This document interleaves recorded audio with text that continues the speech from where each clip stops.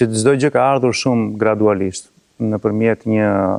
pune të madhe, një studimi, një shkollimi i cili vjen në disa etapa, në disa faza, duke nisur që nga fëmijëria në qytetin e Vlorës, ku jam angazhuar qoftë si këngëtar në fillimet e mia në Shtëpinë e Pionerit, më pas në për festivalet e qytetit, më pas si kompozitor i ri në festivalet e qytetit të Vlorës dhe mëtej, më pas në liceun artistik, duke studiuar për instrumentin e flautit, transferohem në Itali, në kompozicion, shumë vite studimi atje, të gjitha eksperiencat për sa i përket aspekteve të realizimit profesional dhe studimit, rikthimin në vendlindje me sfida shumë të mëdha, sidomos fokusuar te fusha e edukimit, duke nisur nga edukimi tek fëmijët në shkolla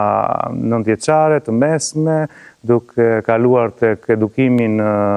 Universitetin e Arteve, më pas në aspekte të tjera të cilat lidhen me leadershipin, apo menaxhimin, apo institucionet kulturore shqiptare, duke u ndalur gjithmonë tek pa harruar asnjëherë pjesën e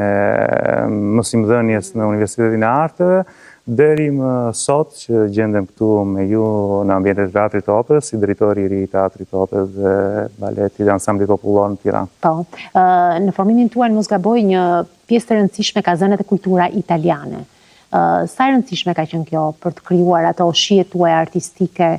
dhe atë çfarë edhe karakterin tuaj si muzikant? Besoj për të gjithë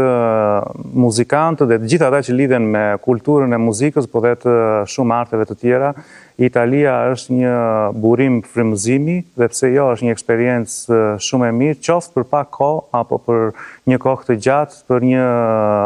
edukim apo për një shkëmbim kulturor dhe edukativ të të gjithë të rinjve, të cilët më pas mund të transferojnë ashtu siç vetë dhe italianët, të cilët pas një edukimi të gjatë në Itali, shkojnë diku tjetër dhe kthehen. Por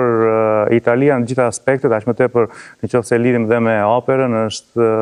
padyshim një itinerar edhe një ndales shumë e fortë për ata të cilët e prekin intensivisht, ashtu siç unë e kam bërë duke studiuar për 10 vite në konservatorin e Udinës Jakob Potomadini në degën e kompozicionit. Dhe kjo ka qenë e rëndësishme. Të pyes, si ka qenë mikpritja këtu në teatr? Si u qënde mes artistëve, si u prezantove me ta? Me disa prej tyre kam bashkëpunuar jashtë institucionit të operës në vitet e kaluara, duke mbajtur disa aktivitete dhe duke luajtur edhe muzikën time në koncerte të ndryshme që janë mbajtur jo vetëm në Shqipëri, po dhe jashtë. Ndoshta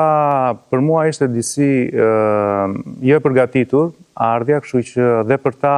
ndoshta nuk isha një figurë që vinte nga teatri i operës, kështu që besoj dhe mikpritja ka qenë e lehtë për faktin se vi nga një rrethan tjetër, duke qenë dhe kompozitor, pedagog në Universitetin e Arteve, njohja me teatrin e operës është shumë e madhe, apo dhe prezenca ime në teatrin e operës, por në një aspekt të jashtëm, kështu që